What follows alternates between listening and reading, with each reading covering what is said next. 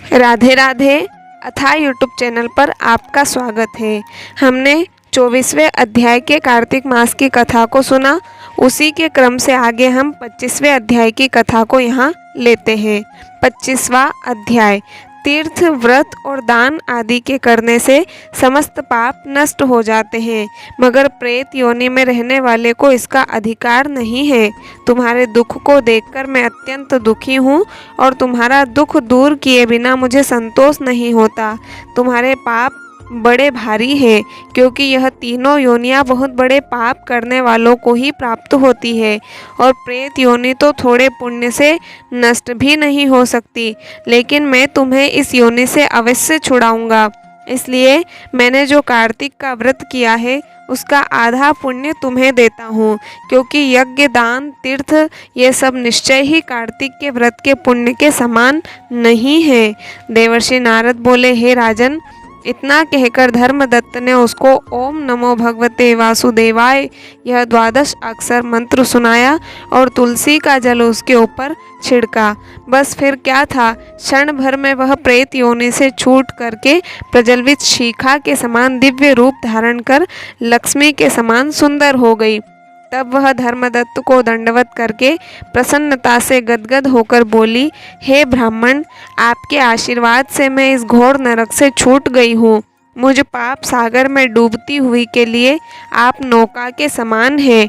नारद जी ने कहा, हे राजन, अभी कलहा इसी प्रकार कह ही रही थी कि वहाँ पर विष्णुगण एक देदीप्यमान विमान लेकर आए। विमान के द्वार पर अप्सराएं और गण बैठे हुए थे। धर्मदत्त ने उसको देखकर प्रणाम किया।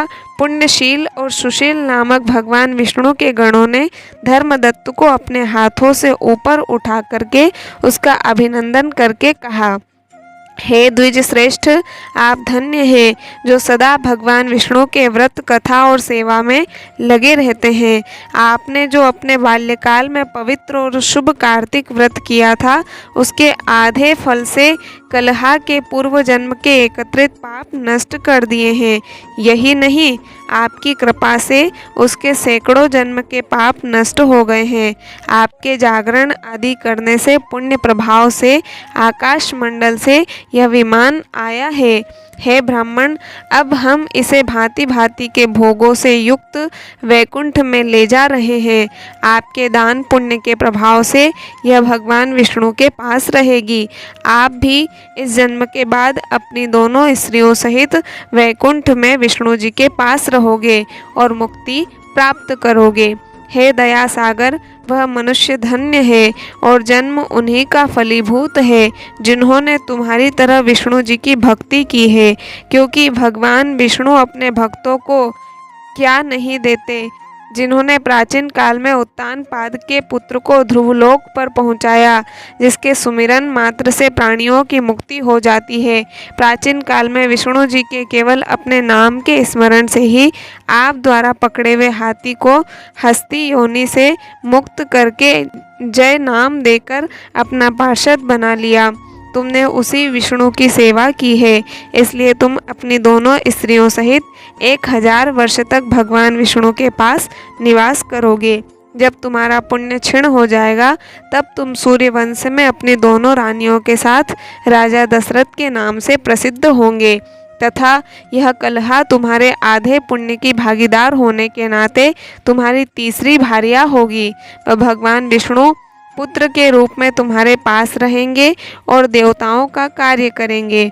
विष्णु जी को प्रसन्न करने वाले तुम्हारे कार्तिक व्रत से अधिक महत्वपूर्ण यहाँ दान, तीर्थ आदि और कोई भी नहीं है।